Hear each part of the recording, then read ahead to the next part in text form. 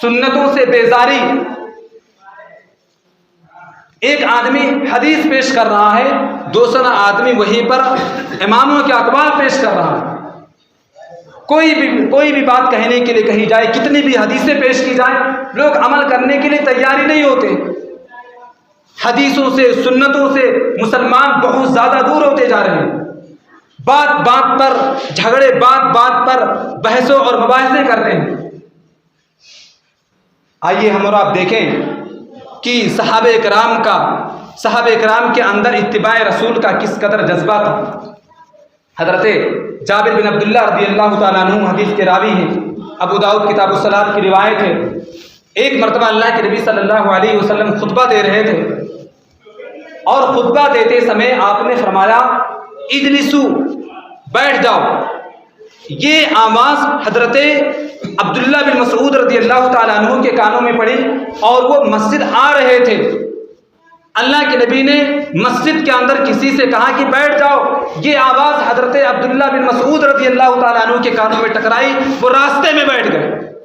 اللہ کے نبی صلی اللہ علیہ وسلم نے دیکھا تو فرمایا عبداللہ بن مسعود، میں تمہیں نہیں کہہ رہا تھا، میں فلاں آدمی کو کہہ رہا تھا. حضرت عبداللہ بن مسعود رضی اللہ تعالیٰ عنہ کے کانوں میں اجلسو کی آواز گئی کہ بیٹھ جاؤ، راستے میں بیٹھ گئے. یہ نہیں پوچھا کہ کس کو کہہ رہے ہیں، کیا کہہ رہے ہیں، کیوں کہہ رہے ہیں، یہ کچھ نہیں. نبی نے کہا بیٹھ جاؤ، آواز کانوں کے اندر گئی. حضرت عبداللہ بن مسعود رضی اللہ تعالیٰ عنہ راستے میں بیٹھ گئے، دروازے پر آ کر کے بیٹھ گئے.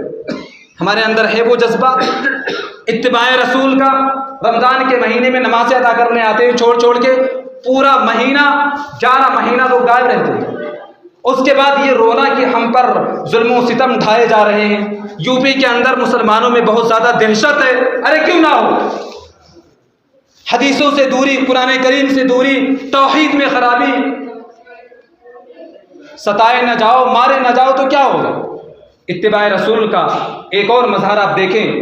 حضرت ابو سعید خدری رضی اللہ تعالیٰ عنہ حدیث کے راوی ہیں، ابو داؤد کی روایت ہے. ایک مرتبہ اللہ کے نبی صلی اللہ علیہ وسلم نماز پڑھا رہے تھے، اور جوتوں کو پہن کر کے نماز پڑھا رہے تھے، اور جوتوں میں نبی کریم صلی اللہ علیہ وسلم کی گندگی لگی. حضرت جبریل امین آئے اور نبی کریم صلی اللہ علیہ وسلم سے کہا کہ اپنے جوتوں کو اتار دو، جوتوں میں گندگی لگی. نبی کریم صلی اللہ علیہ وسلم کے پاس جبریل آئے تھے. اللہ کے نبی صلی اللہ علیہ وسلم نے اپنے جوتوں کو اتار کر کے بائیں سائڈ رکھ دیا، دونوں جوتوں کو. صحابہ کرام پیچھے نماز پڑھ رہے تھے، انہوں نے بھی اپنے جوتے اتار دیے.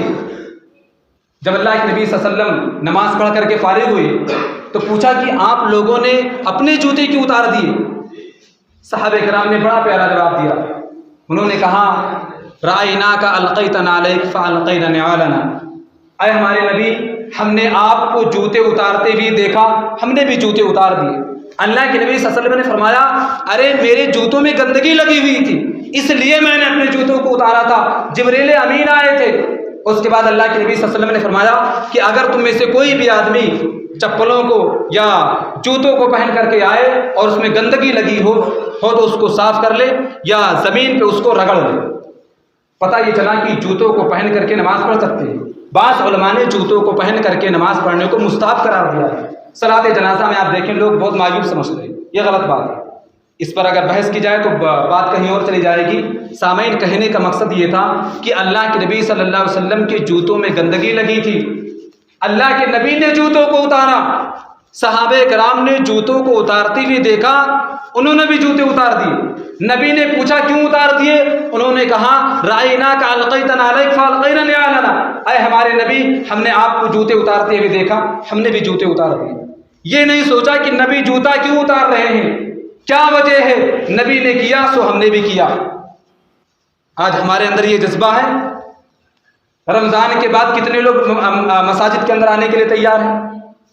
رمضان کے مہینے میں لوگ کچھ برائیوں سے دور رہتے ہیں، لیکن 11 مہینے پھر وہی زندگی، پھر وہی لائف جینا شروع کر دیتے ہیں. لاکھ حدیثیں سنائی جائیں، لاکھ خطبے ہوں، کوئی اثر نہیں پڑتا ہے. اتباع رسول کا ایک تیسرا مظہر ہم اور آپ دیکھیں. ابھی شراب کی حرمت نہیں ہوئی تھی، شراب کو اللہ تعالیٰ نے حرام نہیں کیا تھا. شراب پہلے حلال تھی، حضرت انس بن مالک رضی اللہ تعالیٰ عنہ حدیث کے راوی ہیں. حضرت انس بن مالک رضی اللہ تعالیٰ عنہ کہتے ہیں کہ چند صحابہ کرام حضرت ابو طلحہ کے گھر بیٹھ کر کے شراب پی رہے تھے. حضرت ابی بن کعب ہیں، حضرت انس بن مالک ہیں، ابو طلحہ ہیں اور چند صحابہ کرام تھے. گھروں میں بیٹھ کر کے یہ لوگ شراب پی رہے تھے. اس وقت شراب کی حرمت نہیں ہوئی. اچانک سے ایک آدمی نے آواز لگائی باہر، الا الخمر قد حرمت، آواز لگائی کہ سنو، خبردار ہو جاؤ، آج سے شراب حرام کر دی گئی ہے. یہ آواز صحابہ کرام کے کانوں میں گئی. حضرت ابو طلحہ نے حضرت انس بن مالک کو حکم دیا کہ انس اٹھو اور ان سراہیوں کو لے جا کر کے باہر گلی میں پھینک دو. راوی کا کہنا ہے کہ اس ایک ندا پر، اس ایک آواز پر مدینہ کی گلیوں میں شراب کی ندیاں بہ پڑی. صحابہ کرام نے اپنے گھروں سے شراب کو لا کر کے نالیوں کے اندر ڈال دی. آج ہم سے اور آپ سے تمباکو نہیں چھوڑا جاتا، کھینی نہیں چھوڑی جاتی. معمولی چیز کی لت ہمارے اندر لگ جاتی ہے، ہم بہانہ بناتے ہیں. رمضان کے مہینے میں بعض لوگ اتنا زیادہ نشے باز ہوتے ہیں کہ رمضان کے مہینے میں روزہ رکھتے ہوئے گلمنجن کرتے ہیں. حالانکہ گلمنجن پر اور تمباکو پر علماء نے باقاعدہ حرام ہونے کا فتویٰ دیا ہے. آج ہمارے اندر وہ جذبہ، آج آپ دیکھیں کسی شرابی کو، کوئی شراب چھوڑ پاتا ہے؟ نہیں چھوڑ پاتا ہے. جس کی لت لگ جائے شراب پینے کی، بیئر پینے کی، اس کی زندگی خراب ہو جاتی ہے. صحابہ کرام بھی شراب پیتے تھے، صحابہ کرام بھی شراب پیا کرتے تھے، لیکن اللہ کے نبی کی ایک آواز پر پوری سراہی لا کر کے مدینہ کی گلیوں میں ڈال دی. کیوں؟ جذبہ تھا، نبی کی باتوں پر عمل کرنے کا شوق تھا. اندازہ کریں، پورے شراب کے ایک پوری کمپنی بند کر دی گئی. بہت سارے صحابہ کرام ایسے تھے جن کے گھر کا خرچ اسی شراب سے چلتا تھا. بزنس کرتے تھے، کاروبار کرتے تھے، بیچتے تھے، اپنے بچوں کو پالتے تھے اسی کو بیچ کر کے. آج ہم سے تمباکو نہیں چھوڑا جاتا ہے. صحابہ کرام نے اپنے پورے بزنس کو تباہ کر دیا تھا.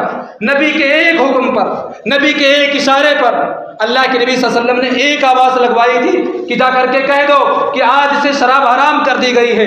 بچے گھروں میں روتے ہیں تو روئے، کاروبار ٹھپ ہو جائے سو ہو جائے، لیکن نبی کے حکم کی کوئی حکم ادھوری نہ ہونے پر آج ہم سے تمباکو نہیں چھوڑا جاتا، گلمنجر نہیں چھوڑ سکتے ہیں، بیئر نہیں چھوڑ سکتے ہیں، نمازوں کو آ کر کے باقاعدہ باجماعت ادا نہیں کر سکتے. یہ ہمارے اندر کوتاہی ہے، یہ ہمارے اور آپ کے اندر کمیاں ہیں. علت کے نام پر، عادت کے نام پر، عمل کے نام پر حرام چیزوں کا استعمال کر رہے ہیں. اور اس کے بعد یہ شکایت، یہ گلہ کرنا کہ ہم بہت ستائے جا رہے ہیں، ہم بہت مارے جا رہے ہیں. سامعین کرام، صحابہ کرام کے اسی جذبے کو، انہی چیزوں کو دیکھ کر کے اللہ رب العالمین نے پوری دنیا ان کے حوالے کر دی تھی. فلسطین میں مسلمانوں کی حکومت تھی، ہندوستان میں مسلمانوں کی حکومت تھی، ایران میں مسلمانوں کی حکومت تھی، قسطنطنیہ میں مسلمان حکمراں ہوا کرتے تھے.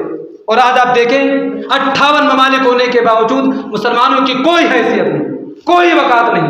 ہماری انہی کرتوتوں اور انہی کمیوں